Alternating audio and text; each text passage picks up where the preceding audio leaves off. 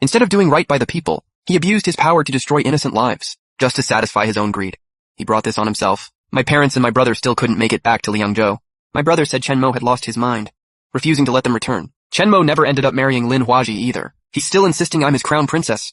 My brother also heard that Lin Huaji had been thrown in prison, though he couldn't find out why. Honestly, I think Chen Mo has lost it. He'd already shared a bed with Lin Huaji 20 times in a single night.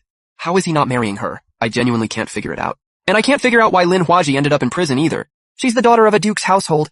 Who in their right mind would dare lock her up? I can't make sense of it, so I stopped trying. Other people's drama isn't my concern right now. All I want is to get through this safely and bring these 2 babies into the world. They say childbirth is like walking through the gates of death. Just a few days ago, the woman who runs the shop next to my Rouge store went into labor and never woke up.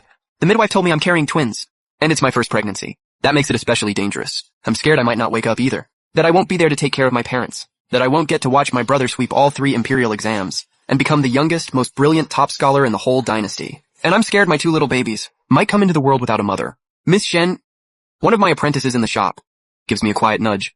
I look up, and somehow without me noticing, Scholar Pei has walked into my Rouge store. Scholar Pei is the down-and-out scholar, who collapsed unconscious outside my shop 3 months ago. I had someone give him a bit of silver, hoping it would help him get through the worst of it. But ever since Scholar Pei recovered, he's been showing up here almost every day. My apprentices have been teasing me about it, saying Scholar Pei has feelings for me. I think my apprentices need to get their eyes checked. Scholar Pei may come from humble means, but he's refined and graceful.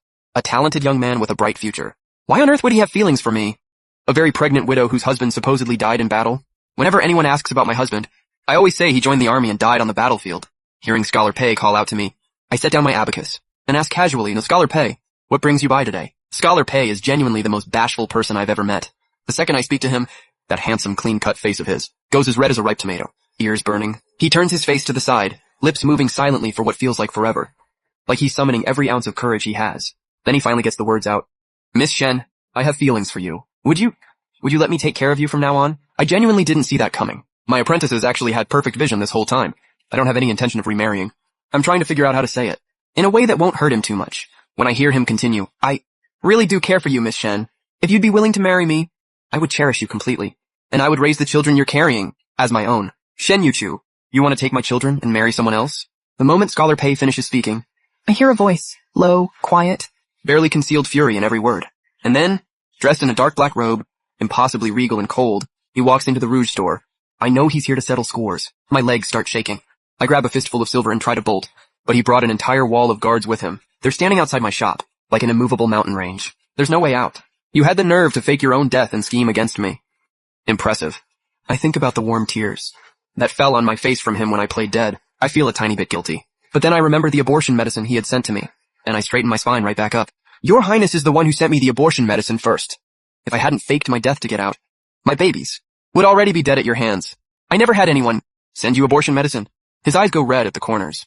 He steps forward, reaching for my hand. Scholar Pei clearly hadn't expected that the father of my children was the crown prince himself. His eyes fill with something quiet and sad.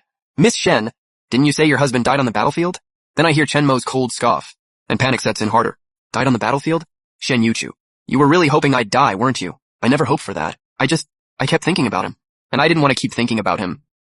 Your Highness, don't snap at her like that. She's pregnant. You can't talk to her that way. Scholar Pei is clearly intimidated.